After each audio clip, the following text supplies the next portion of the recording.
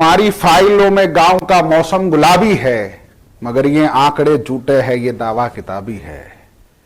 सरपंच का बेटा जब गांव की विधवा से दुष्कर्म जैसा अपराध करता है तो पत्रकारिता दिवस के दिन जिस पत्रकार ने ये रिपोर्ट लिखी और जिन पत्रकारों ने इनको छापा, सबसे पहले मैं उनको सलाम करता हूं।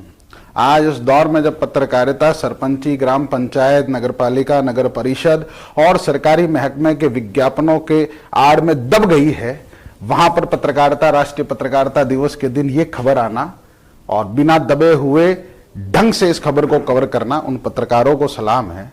और क्या सोसाइटी हमने बना दी है साहब, जो जीतता है वो तो शासन करता है, मगर उनके प्रतिनिधि अपने आप में गांव के ठाकर बन के घूमते हैं।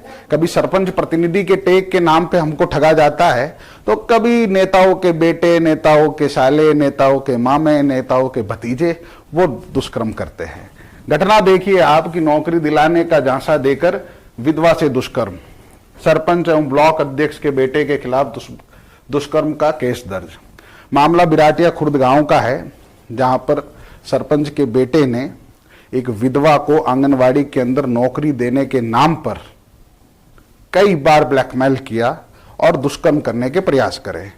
आखिर के अंदर ये जो पैराग्राफ आपको इस तरफ दिखेगा, आप उसमें देख पाओगे कि महिला की चीख सुन भीड़ जुटी तो भागा। 14 नवंबर का दिन है ये।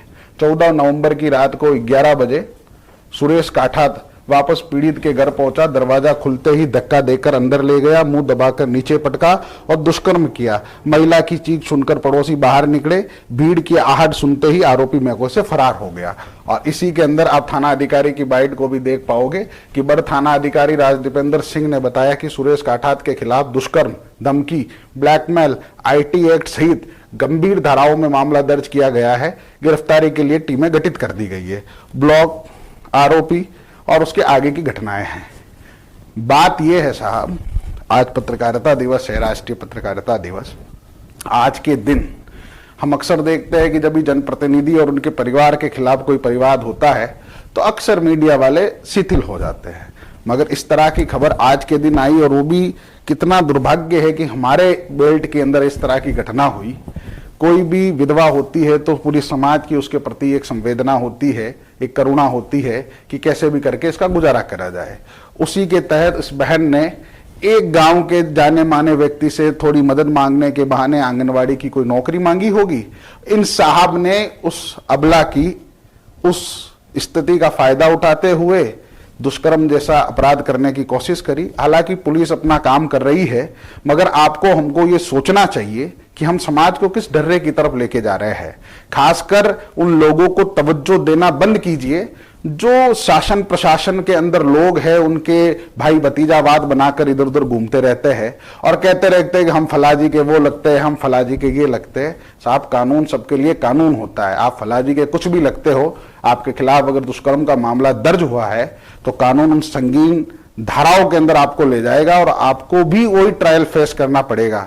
और आपको शर्म आनी चाहिए साहब, विधवाओं के साथ में ये अपराध हो रहे हैं और हम लोग भी क्या होता है कि अखबार की एक हेडिंग 1 दिन, 2 दिन, 6 घंटे, 12 घंटे तक देखते हैं, फिर उसको भूल जाते हैं। आपको हमको एक मुहिम के तहत पीड़ित परिवार की आवाज बनना होगा, तभी जाके समाज के अंदर सामाजिक न्याय की परिकल्पना जो है वो सिद्ध हो पाएगी।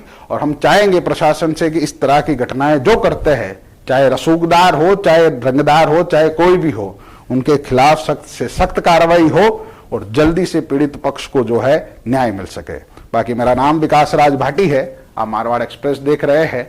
पत्रकारिता दिवस के दिन पर आप लोगों ने जो शुभकामनाएं मेरे को भेजी है, उन सब के लिए हाथ जोड़कर आपका अभिवादन करता हूं।